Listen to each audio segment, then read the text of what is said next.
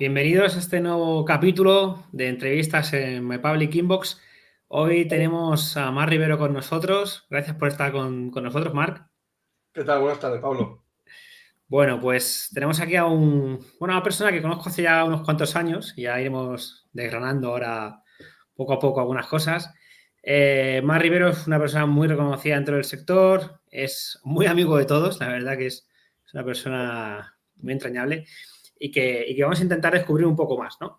Lo primero, bueno, Marc, contarte un poco cómo funciona la entrevista. Tenemos 3 bloques, ¿vale? Tenemos la parte de comienzos, la parte profesional y la parte personal, que bueno, el salseo no lo vamos a meter ahí, simplemente vamos a rascar un poquito.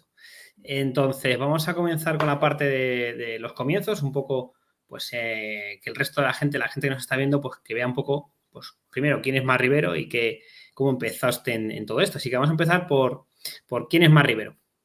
Pues Marc Rivero no deja de ser un entusiasta por este campo de la ciberseguridad, que en realidad acabé un poco de rebote. O sea, yo ni me quería dedicar a esto, ni siquiera tampoco a la informática en general. Y el tema fue porque, bueno, pues no sabía un poco qué hacer después de la educación secundaria obligatoria y bueno, acabé en la informática porque, bueno, de vez en cuando jugaba algún juego, no de ordenador, sino de consola. Pero bueno, trasteaba un poco con el PC de mi padre en aquel momento. Le hacíamos de frags en el Windows 98, si la gente lo recuerda. Sabía que aquella pantalla azul que se iba haciendo el defrag del disco duro. Y aquello me parecía curioso, ¿no? Digo, hostia, no sé qué estaba haciendo por debajo, pero era chulo, ¿no? Y hacía mi CHK-DSK, ¿no? Ese tipo de cosas que haces cuando ni siquiera tienes ni idea un poco de lo que estás haciendo, ¿no? Entonces, como no sabía qué hacer, cogí informática, una formación profesional, y descubrí pues que la verdad que es un mundo muy interesante, es un mundo muy interesante. O sea, que te das cuenta de que lo tuyo son las teclas, pues un poco en la niñez, ¿no? Sí, realmente ¿qué tendría? 16 años o sí, más o menos. Es decir, no tuve un Spectrum, no jugué a juego de cintas, es decir, aquello que siempre cuando vas a las conferencias de hackers que tuvimos hablado alguna vez, Pablo, ¿no? Hostia, pues tenía un Spectrum, yo ni he jugado en Spectrum, ni he visto un Spectrum, bueno, más los he visto más tarde, pero para que la gente se haga una idea, mi primer ordenador fue un Intel Core 2 Duo con Windows XP y 4 GB de RAM.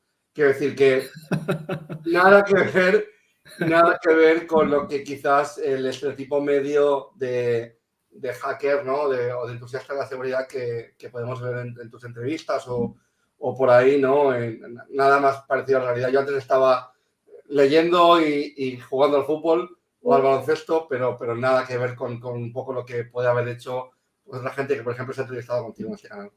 O sea, que los 128K y esas cosas, no, eso... Tuve No, 4 gigas ya, 4 exacto, gigas. no, ni disquetera de 3 y cuarto, ni nada de eso. De hecho, me ponían el Spectrum y no sabrían ni qué hacer con él, ¿no? O sea, imagínate, ¿verdad? Ni he parcheado videojuegos, ni me compraba la Hobby o la que narices de revista fuera. Que me encanta escuchar esas historias porque yo mismo digo, ostras, pues me perdí un montón de cosas, ¿no? Pero bueno, no hice nada de eso, hice otras cosas, ¿no? De hecho, el primer sistema Linux que vi fue Ubuntu 5.04, la formación profesional, y cuando me acuerdo, cuando vi el Synaptic y vi que podía estar todos los paquetes eran gratis, dije, ostras, esto, yo que venía del mundo Windows, digo, ostras, esto no sé qué es, ¿no? Y de hecho rompí el sistema Linux un montón de veces porque, claro, un montón de dependencias y cosas que no se debían hacer, ¿no? Cuando te lo enviaban a casa, ¿no? El CD. Exacto, muy guapo, ¿eh? Muy guapo. De hecho, ostras, aquello me gustaba mucho. Y a día de hoy, pues nada que ver, ¿no? Ahora soy maquero, he pasado mejor vida, pero nada que ver un poco con un poco los inicios que puede tener otra persona en el ámbito. Bien, bien, pues vamos a... Para acabar este bloque, un bloque cortito, ¿qué consejo darías? Porque el consejo que tú le des al Marc Rivero de hace 13 años, o al que tenía 16, hace un poquito más, creo, ¿no? Pero hace 13 años, al Marc Rivero de entonces, ¿qué consejo le darías? Que ese consejo le va a valer seguramente a mucha gente.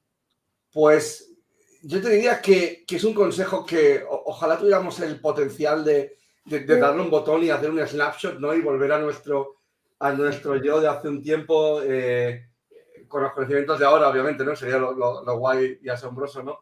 Pero yo creo que el consejo que daría sería la paciencia. La paciencia y entender los fundamentos, porque cuando eres muy joven quieres correr mucho y de hecho, yo he tenido la gran suerte de rodearme de grandes profesionales toda mi carrera, ¿no? De hecho, por eso he aprendido todo lo que he aprendido y tenía muchas ansias por correr mucho y eso me hacía cometer muchos errores, cosa que quizás también es lo que me ha ayudado a ser el profesional que soy a día de hoy, ¿no? Pero yo creo que si hubiera tenido un poquito más de paciencia y un poquito más quizás incluso de disciplina por aprender los fundamentos, cosas que son muy necesarias, quizás, Pablo, tú has hecho la carrera, creo, ¿no? Tú eres Sí, sí, sí. ingeniero, ¿no?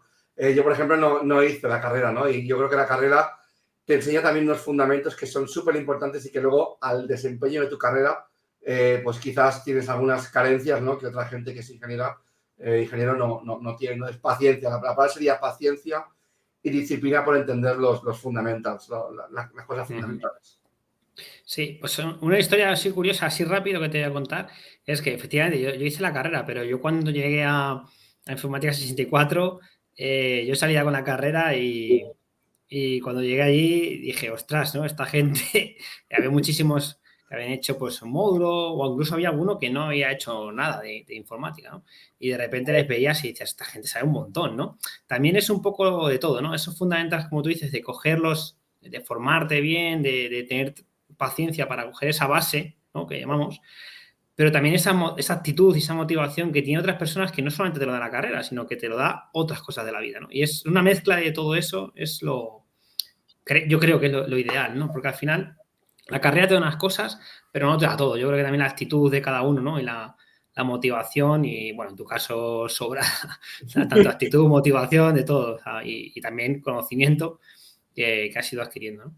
De hecho, Pablo, yo creo que es bueno que los que llevamos ya un tiempo en esto también un poco desmitifiquemos la figura de aquel o aquella profesional, ¿no? Que por lo que sea tiene una capacidad innata para aprender, para asumir conceptos, para hacer ciertas cosas, ¿no? Que se le ve que ha nacido con ello y que tiene esa habilidad, pero tiene poca disciplina en el trabajo, tiene poca disciplina en el esfuerzo, ¿no? Porque para mi punto de vista y que tus viewers me lo digan o tú mismo, para mí siempre va a ganar sobre el papel, sobre el problema, aquella persona que tiene capacidad, disciplina y esfuerzo, que no aquella que supuestamente vino con una capacidad innata para resolver algo. Sí, estoy de acuerdo. La verdad que sí. O sea, al final prefieres a la gente con una actitud, quizá con un poquito menos de aptitud, ¿no? Menos de conocimiento o de facilidad de conocimiento, pero que tenga una actitud frente al trabajo, frente a los problemas, en equipo también, saber trabajar en equipo. Esas cosas también suman mucho más, ¿no? Que esa persona especial, ¿no? Pues, bueno, llegamos al primer bloque. Al final del primer bloque, Marc, esto es para empezar. Esto es el entrenamiento. Para coger sabor, para coger sabor. Esto es el aperitivo, ¿vale? Entonces vamos a ir al bloque 2, el bloque profesional. Y aquí yo tengo muchas ganas de preguntarte muchas cosas, así que vamos a empezar y cuéntales a todos pues, a qué te dedicas. Es una pregunta ¿Y a qué te has dedicado, si puedes? Sí, claro. Bueno, la verdad que tuve el gran privilegio, la gran suerte de poder estar en una empresa que en aquel momento era, yo creo que ultra mega pionera en lo que hacía, que de hecho, bueno, da igual. De hecho, sí, yo creo que si hubieran hecho las cosas de manera diferente, probablemente sería una pues, de las principales compañías a nivel mundial, no solamente a nivel nacional, ¿no? Yo empecé como mucha otra gente, mi primer trabajo en ciberseguridad fue en S21sec y empecé haciendo temas de e-crime, ¿no? Lo que ahora está el tema del malware, ¿no? Los APTs y demás. Pues claro, yo ya en mi primer trabajo ya veía temas de malware, sobre todo especialmente malware bancario. Y claro, cuando empiezas a ver eso ya de primeras, bueno, yo de hecho, llamadme iluso, pero yo el primer día de trabajo que me enseñaron que había algo que se llamaba malware, que infectaba los equipos, que se hacían transacciones bancarias sin que el usuario lo supiera y que el dinero volaba, bueno, me sentí prácticamente fuera, bueno, estaba alucinando realmente, ¿no? Yo no sabía ni que eso era posible, no había visto nunca un foro de carding, no había visto nunca un foro de la Deep Web y la verdad que el jefe que tuve en aquella época la verdad que parte de esa gran pasión que tengo sobre el mundillo de APT, malware y demás, ingeniería inversa e inteligencia, es gracias a él realmente, ¿no? A todo lo que me enseñó en mi primer empleo, ¿no? O sea, siempre eternamente agradecido, ¿no? Y es eso, empecé en este equipo de e-crime, pues, a trabajar con las principales entidades financieras a nivel nacional, defendiéndolas frente al malware, ¿no? Entonces, te toca ser, y por eso me gusta mucho el tema del malware y la ciber en general, ¿no? Porque te toca ser muy bueno en muchas disciplinas, ¿no? Si quieres analizar un malware, tienes que analizar tráfico, por tanto, tienes que entender la capa de red. Si quieres saber cómo funciona, tienes que hacer ingeniería inversa, por tanto, tienes que saber o bien programar o bien desempaquetar, lenguaje ensamblador, etcétera, ¿no? Si quieres estudiar cómo interactúa con el navegador, pues tienes que también saber a nivel de sistema operativo, ¿no? O sea, te requiere ser muy bueno en muchas disciplinas, con lo que me hizo correr en aprender todo aquello que por background, porque era newbie, ¿no? Es decir, no había hecho nada de eso, me tocó asimilar un montón de conceptos, ¿no?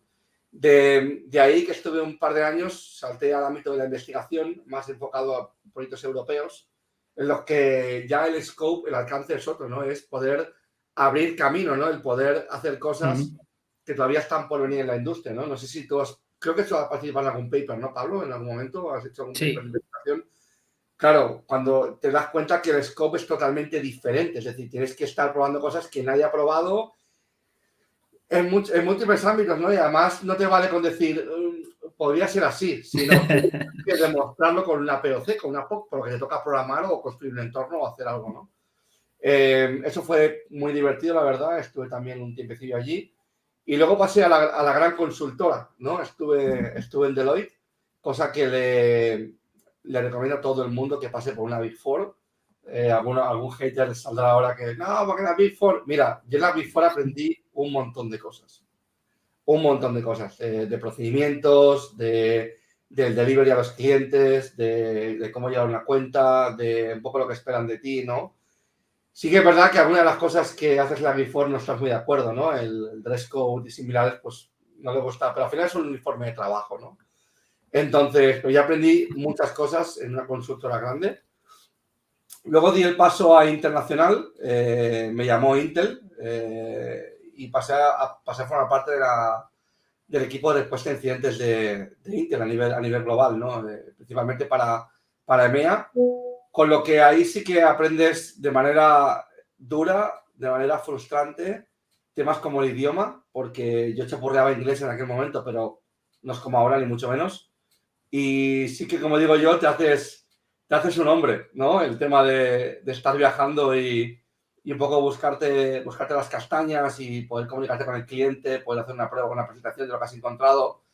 La respuesta a incidentes es muy, muy frustrante y muy, digamos, complicada, ¿no? Sobre todo en entornos... Tú imagínate hacer una respuesta a incidentes en Telefónica, ¿no? Esto debe ser una locura, ¿no? Realmente es una inspección, el poder encontrar la causa origen, ¿no? Con la cantidad de sistemas, proveedores, partners, ¿no? Que hay ahí rondando, es algo realmente complejo, ¿no? Entonces, la respuesta a incidentes te hace crecer mucho en muchas áreas porque requieres tener una expertise y una capacidad analítica muy grande, ¿no?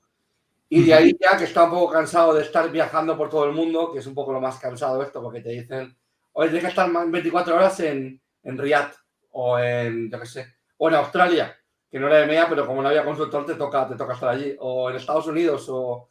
Entonces, la verdad que al principio es muy chulo, ¿no? Viajar, coger aviones, no sé qué, bla, bla, bla, pero luego realmente es muy cansado, ¿no? Es muy cansado. Entonces, me pasé al mundo de la investigación puramente y he pasado por empresas como CrowdStrike, que nosotros teníamos la sandbox esta que todo el mundo conocerá, que es la de Evit Analysis, que me uní a la startup de Jan Miller en su momento y hicimos crecer el producto hasta que CrowdStrike nos compró la compañía. Entonces fui empleado de CrowdStrike durante un tiempo y luego me pasé a McAfee, lo que habla Strelix, y ahora actualmente estoy en Kaspersky dentro del equipo de investigación. Es un poco la trayectoria así fugaz, ¿no? Es un tratamundos. Un trotamundos, la verdad es que culo inquieto, pero también me ha permitido ver muchos palos y la verdad que si soy lo que soy es gracias a a eso ahora mismo. Sí, además hay muchas historias que no se pueden contar, pero alguna historia sí que te ha pasado por ahí fuera de que vas a un país, pero eso no se puede contar, pero es muy interesante, porque claro, viajar, es lo que has dicho, viajar está muy guay al principio, luego ya uno se cansa, de todo te cansas, ¿no? Eso es. Pero la de cosas que, primero, la de cosas que aprendes del resto del mundo, ¿no? Personal, ya lo personal.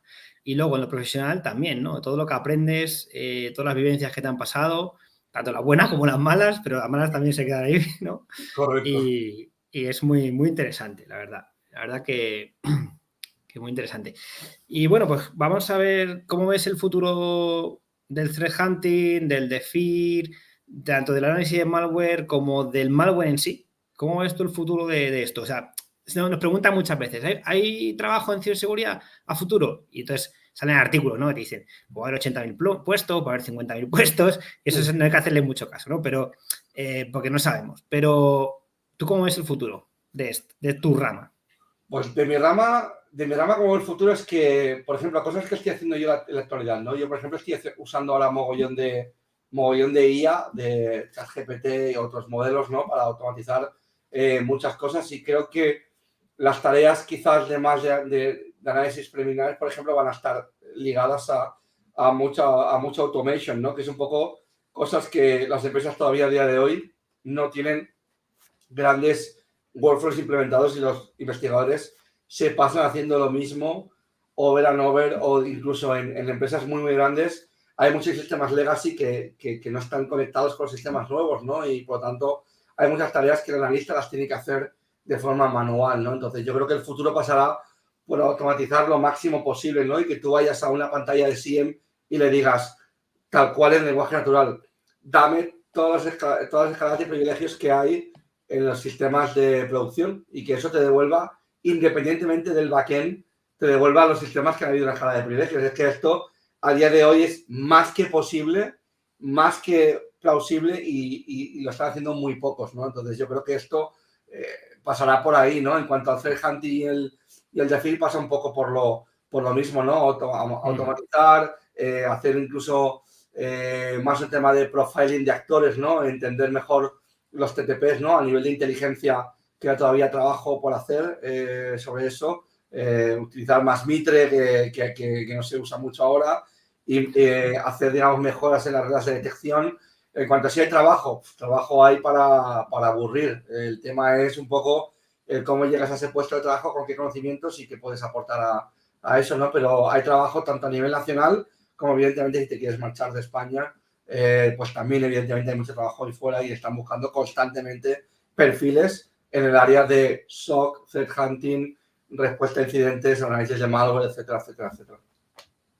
Sí, pues es, bueno, más o menos es un poco la línea general de la ciberseguridad, ¿no? O sea, oportunidades en el entorno nacional, oportunidades en el entorno internacional, luego todo este paradigmas tanto de pues la web 3 ahora, la IA, el IoT, el OT, todo lo que, todos los paradigmas que son transversales a la ciberseguridad, donde la ciberseguridad se puede aplicar. O sea, al final muchísimas oportunidades y bueno, pues es lo que tenemos que empujar también, ¿no? Y que la gente conozca, pero sin dar cifras, porque eso ya no sabemos, ¿no? No, al final, Si 50, 80 o cuántos. Al final es eso, ¿no? ¿De cuántos puestos harán falta en ciberseguridad el año que viene? Pues realmente es un poco brindis al sol, ¿no? Pero sí que es verdad que yo que estoy ligado al mundo de la formación desde hace más de 7 años, y tú también, Pablo, no sé si lo podemos decir esto, pero vamos, yo tengo un 100% de empleabilidad en aquello en lo que participo a nivel de máster, ¿no? Y yo creo que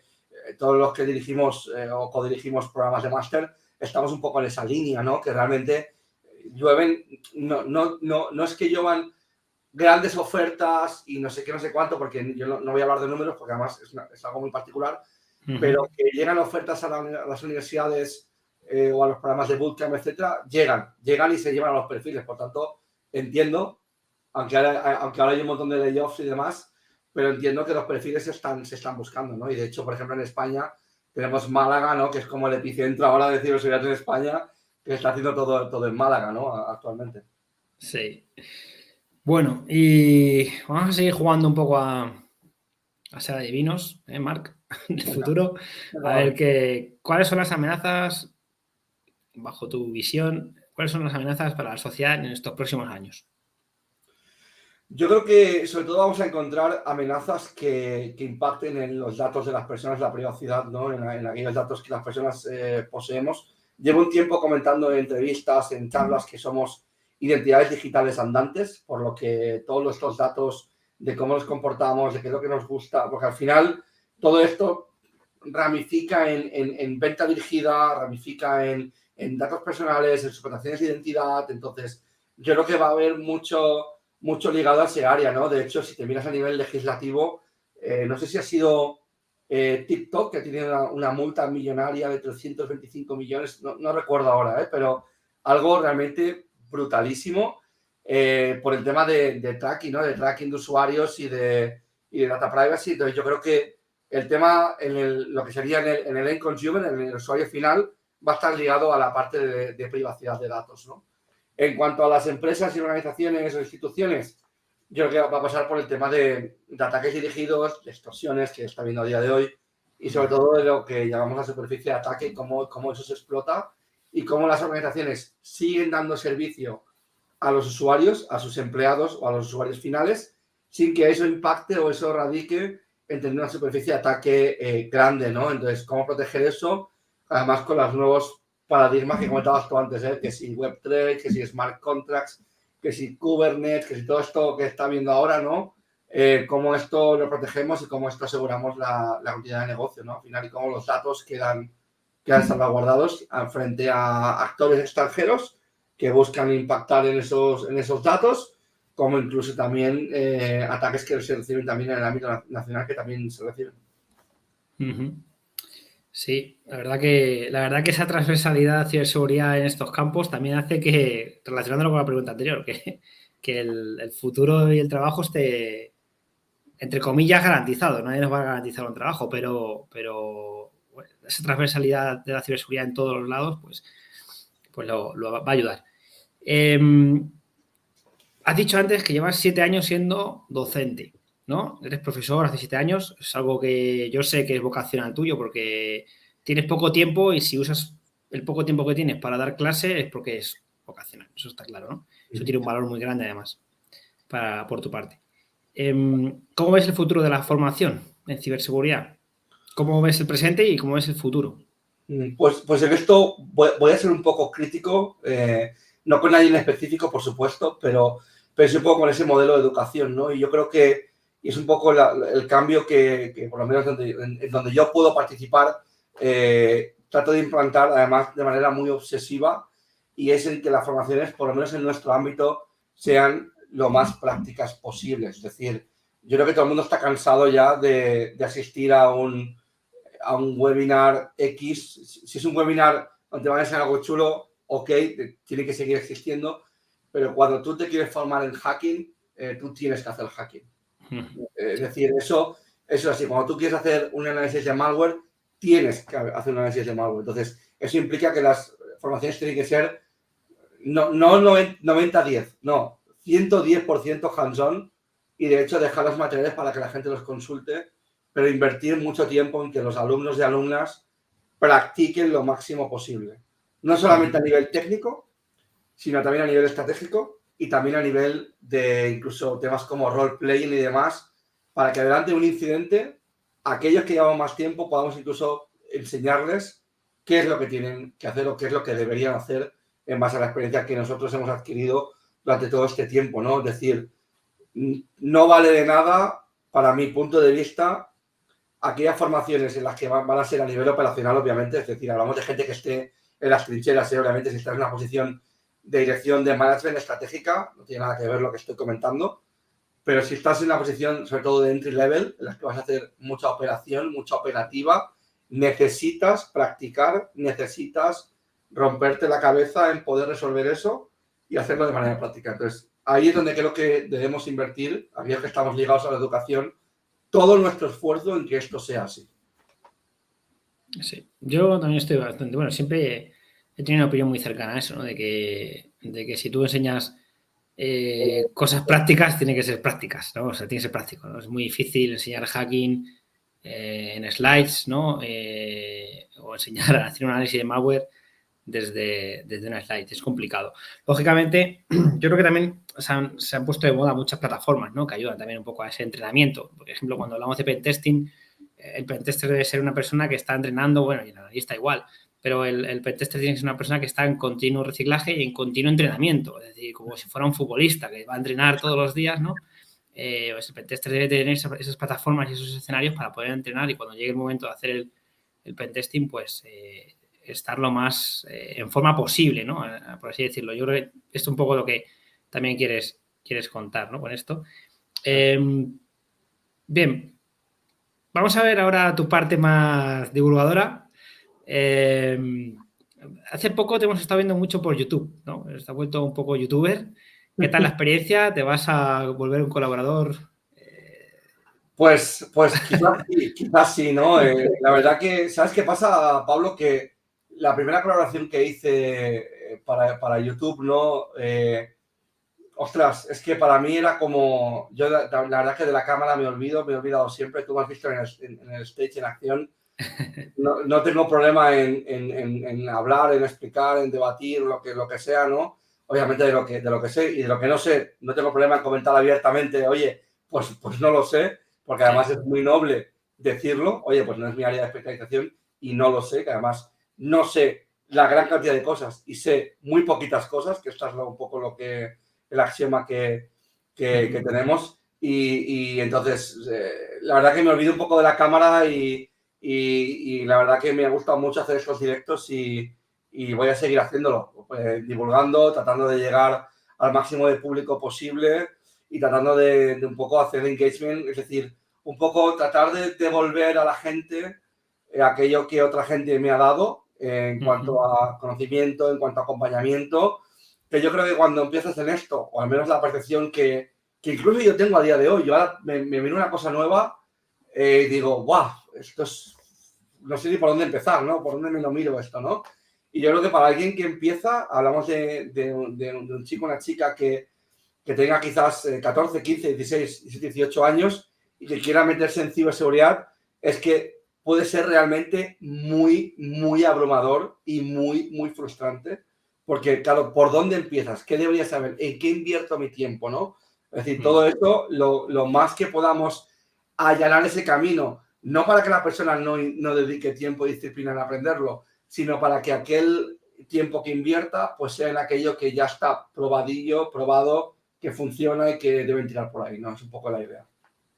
Sí, es bastante interesante, ¿no? El tema de divulgación en Twitch, en YouTube. O sea, al final es una nueva forma de hacer llegar el conocimiento, ¿no?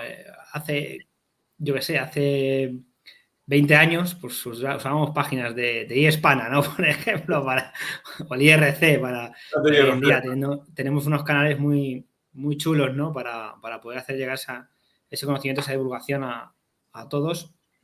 Y lo que acabas de decir es muy, muy importante. Una persona que con 16, 17, 18 que quiere entrar, decimos, bueno, es más fácil que nunca, pero también cuidado, que hay muchísima información, hay muchísima información, puede ser muy abrumador, puede ser frustrante y hay que gestionar la frustración, hay que gestionarla, ¿sabes? De hecho, Pablo, te diría que cuando algunos profesionales dicen eso, ¿no? De que es muy fácil entrar. Bueno, es fácil porque el conocimiento está al alcance de cualquiera, pero el tema es a qué palo empiezo, a qué me dedico. Incluso gente que, por ejemplo, está en el ámbito profesional, que, por ejemplo, decide hacer un máster en ciberseguridad, que ya es gente que está en activo profesionalmente, que ya son gente entradita en años, incluso ellos les ves realmente que dicen, no sé qué hacer. Entonces, claro, ¿está fácil para entrar? Sí, la documentación está ahí, pero ¿por qué empiezo? ¿Qué escribo? ¿Qué hago? ¿Y qué practico? ¿No? ¿Y con quién me junto? ¿No? Entonces, de verdad, o sea, de hecho, hace poco miré el lenguaje de programación este que se llama Mojo, ¿no? Mojo para el tema de Artificial Intelligence. Ni me lo he mirado, es decir, una cosa nueva que tienes que mirarte, ¿no? Y que tienes que saber cómo va, porque dicen que es 400 veces más rápido que Python. O sea, yo qué sé, o sea, te da chulo mirarlo, habrá que pegarle un vistazo, ¿no? Sí. Bueno, pues Marc, hemos llegado al final del segundo bloque. Te veo cómodo, te veo bien, te veo suelto, así que bien, me alegro. Vamos a acabar el segundo bloque aquí y vamos a ir al bloque Más difícil, ¿eh? El bloque personal. Vamos al bloque personal. Vamos a ver. Venga, pues bueno, Marc, lo primero, la primera pregunta van a ser muy sencillas. No te vamos a preguntar por cosas íntimas ni nada, simplemente que algo que nos pueda sorprender de ti y que no esté relacionado con tecnología. Vale.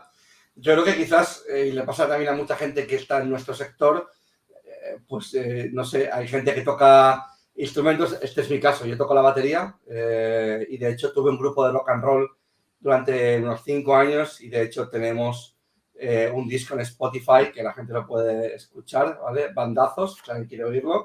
El grupo de hecho sigue y les deseo lo mejor de hecho y yo creo que esto sería una, ¿no? El tema de la batería y el grupo de rock and roll. Esa me la conocía yo, ¿eh? Esa ya me la conocía. Esa te la conocías, ¿no? Y ligado a esta también, también hay una, digamos, una cultura tradicional que se lleva mucho en Cataluña, que son los diablos, ¿no? Que es un grupo de cultura popular que salen quemando en las calles con pirotecnia. Y a ese grupo de pirotecnia le acompaña siempre una banda de música. Entonces, yo he estado 10 años dirigiendo una banda de música de este grupo tradicional, junto con mi mujer, ¿no? Y unos amigos. Y la verdad que también muy gratificante poder participar en tu ciudad, ¿no? Como parte del imaginario colectivo de cultura tradicional de tu ciudad, es muy interesante también. Y la otra también, que quizás no se divulga mucho, pero también es importante en mi persona, sería el tema de los animales. Me encantan mucho los animales. Y de hecho tengo un gato, tengo una perra también. Y si pudiera y tuviera dinero suficiente para retirarme, digamos, yo creo que harías exclusivamente temas de animales. Exclusivamente si pudiera, ¿no? Una granja, ¿no? Ahí en el... No sé si una granja, pero quizás una protectora donde podría estar con los animales porque, bueno, la verdad que cuando dicen que el perro es el mejor amigo del hombre, ¿no? Es que realmente llegas a casa y el amor que te procede el animal es algo que yo creo que es indescriptible.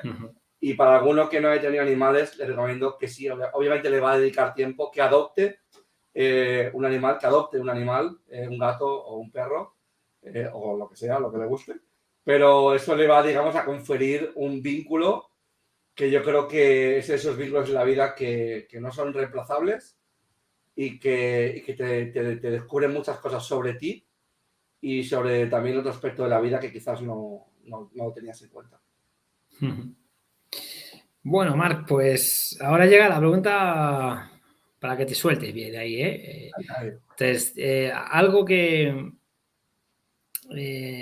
opines, que opines de mí y que nunca me has dicho. Esto puede salir cualquier cosa de esta pregunta ahora mismo aquí con él. Pero bueno, vamos a ver. Pero Pablo, ¿cómo me haces esta pregunta aquí? Se está grabando esto, hombre. Pablo, yo creo que la verdad, siendo tú de la capital del reino y yo viviendo en Barcelona, que la verdad que nos hemos visto poco, me refiero en número de veces, pero la verdad que conferimos una gran amistad, yo creo, desde hace mucho tiempo, ¿no? Y desde el principio tuvimos esa simbiosis mental que nos hace compartir cosas, que podemos estar un año prácticamente sin hablar, pero que luego nos vemos y es como si hubiera hablado contigo la semana pasada, ¿no? Entonces, yo creo que lo que nunca te he dicho, y va a quedar aquí grabado forever and ever, porque espero que no lo quitéis de YouTube luego, es que realmente siempre he admirado tu forma de trabajar, tu capacidad y tenacidad para el trabajo, y que eso también, en gran medida, también me ha inspirado a mí a poder hacer lo que hago en mi trabajo y en mi vida, ¿no? Un poco esas ganas tuyas que tienes para hacer las cosas, tu buena predisposición también para ayudar a todo el mundo y para divulgar, que es algo que siempre me ha gustado y que siempre te he visto con una buena palabra y un buen hacer hacia el resto y nunca nada malo. Y eso es realmente, cuando llevas una trayectoria de 14, 15, 16 años, es muy difícil realmente el que no hayas tenido un encontronazo con alguien, que seguro que los has tenido, pero que por lo menos de forma pública nunca los has expresado. Y eso te hace muy grande como persona, Pablo. Muchas gracias, güey. Yo que digo esta pregunta para que me digáis cosas así, pero no estas cosas bonitas, hombre. Que esto, y ahora que lo dices, te voy a decir, no. Pues mira, te voy a decir desde cuándo nos conocemos. Nos conocemos desde enero del 2010 de Cosmocaixa en una charla de una gira, creo que en Aptosecure era. Ah, ¿Y qué tendrías tú? ¿22, 23 años? No, o menos. pues ahora tengo 34 y estamos en Uf, 2023. menos. Sí, 21, sí. tendría 20, 21 tendrías, fíjate. Y yo iba con el pelo largo, probablemente. Sí, Iba vas con con el el pelo pelo largo. largo, sí. Vas con el Madre pelo mía, largo. hermoso. Y ahí nos conocimos por Chema. Y fue la charla en la que me pasó una cosa, voy a contar, muy curiosa. Y aprendí mogollón en esa charla. Yo lo conté una vez. Y es que me quedé, no en blanco, di la charla, pero era mi tercera charla o así, no tenía estudiado mucho más. Entonces, yo estaba allí como Caixa, creo que era como Caixa, ¿no? Sí, sí, Cosmocaixa. Era como Caixa. Y estaba como Caixa, pues estaba yo creo lleno. Y yo di la charla, había dado 2 días antes en Pamplona, el día antes en Zaragoza, y la noche de Zaragoza a Barcelona se me ocurre hacer algo con la demo, y la demo se jodió. Toqueteé y Ya. se jodió la demo, pero no me di cuenta. Y cuando llegó el momento de la demo, yo contaba la charla y, venga, momento demo. Y levanto la demo y no No hay demo ya. recuerdo. Claro, no recuerdo. Y me quedé así en plan, y claro, era tercera charla, ¿eh? Tenía yo 23 años recién cumplidos y me quedé en blanco así. Y solo yo recuerdo que decía, que suba Chema ya, ¿no? Que suba Chema, Chema, sube. Y tuvo que ir él a rescatar, porque la charla para mí había acabado ya. Para mí Ya, acabado. ya. Parte de la ya, ¿no? Así Escucha, que. hice la charla entonces, vale, la feria aquella que había, ¿no? En el CD20 itinerante que había en toda España, ¿no? La charla que Era el diste. Aptisecure este que se daba por toda España. Lo que pasa es que yo solo tenía que dar 3 charlas, ¿no? Y era la misma charla. Mi primera charla fue en Navarra, en Pamplona. Vale. Y fue bien, claro. La segunda en Zaragoza fue bien. ¿Y qué hice mal? La confianza, ¿no? Llegó la confianza a la tercera. Bueno, esto ya está fácil. ¿Y qué pasa? Que aprendí mogollón, porque yo me acuerdo, salí de la charla, me fui a un banco yo solo y me autoflagelé. Claro. Porque me castigué a mí mismo porque dije, es que soy gilipollas. Claro. Porque No, ¿para qué tocas? ¿Para qué tocas? pero Pero, esto pasa totalmente, esto pasa totalmente. De hecho, la primera charla que yo di fue en No Con Name, que ya ves tú, me estrené como a lo grande. casi nada, es Y verdad, ¿eh? Ya te digo. recuerdo estar con mi compañero preparando aquello de las slides y tal, no sé qué, y me acuerdo de girarme en el anfiteatro de Cosmocaixa y claro, estaba petado de gente. Hombre, yo te digo que me cagué en los pantalones, pero cosa mala, porque vamos, eso era, muy complicado. Y ahora, en cambio, ya realmente ni miro ni cuánta gente hay.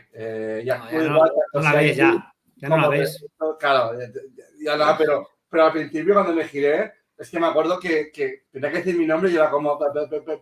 Y nunca he tenido ese problema, pero la primera vez que te enfrentas a un anfiteatro grande, tienes que proyectar la voz, no sé qué. Es que hay un montón de cosas que nadie te explica tampoco, ¿eh? De lo que tienes que hacer para dar una buena presentación. Sí. Bueno, pues llegamos al final. Vamos a hacer la última pregunta. Queremos saber un poco, Marc, tus próximos pasos, ¿no? Pues lo que nos quieras contar, lo que nos quieras contar sobre a corto plazo, tus proyectos, tus nuevas ideas. Pues Pablo, estoy jugando al Euromillones. Sí, querrás jugar conmigo también. Pero, si me toca, podemos grabar todos los jueves si quieres. No, a ver, lo cierto es que llevo un tiempo largo metido en el campo de inteligencia y es algo que en lo que me estoy formando todavía y que es un campo amplio que me gusta mucho, el trabajo de analista de inteligencia, y estoy metido en eso ahora, estoy dedicando mucha parte a eso, ¿no? Geopolítica y análisis de inteligencia. Y espero, pues eso, ahora mismo ya estoy haciendo parte de trabajo porque cuando analizas una campaña de APT hay un aspecto, un contexto geopolítico, hay una atribución, hay una tarea de análisis de inteligencia, pero quizás pasar también a un plano más estratégico sí que sería interesante, ¿no? O quizás a un puesto más, sí, más de dirección, más estratégico, ¿no? Es un poco lo que quizás los perfiles que llevamos un tiempo también queremos switchear, puesto que al final también tienes que dejar también los que vengan también que hagan, que te colaboren contigo y que tú los puedas apoyar a que ellos crezcan, ¿no? Entonces, quizás pasar a un plano más estratégico sería lo más interesante para mí. Pues ahí te seguiremos los pasos, a ver por dónde vas.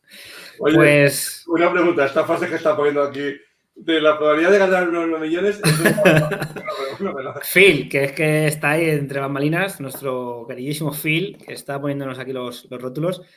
Está atento, Marc, Sí, no te no, creas que está aquí. grande, Phil, grande, muy grande, tío. Bueno, Marc, pues lo primero, darte las gracias por tu tiempo, ¿vale? Porque es muy valioso, que sabemos que es muy valioso, así que gracias por tu tiempo, gracias por haber compartido tu experiencia con nosotros, tu simpatía, que siempre que veáis a Marc Rivero, pues siempre vais a ver una sonrisa, ¿no? Ahí muy grande y siempre también es muy agradable tratar con él precisamente por su carácter y por su simpatía, ¿no? Así que muchas gracias, Marc. Espero verte pronto. Y nada, al resto nos vemos en un próximo capítulo de My Public Inbox. Muchas gracias. Un saludo. Saludos.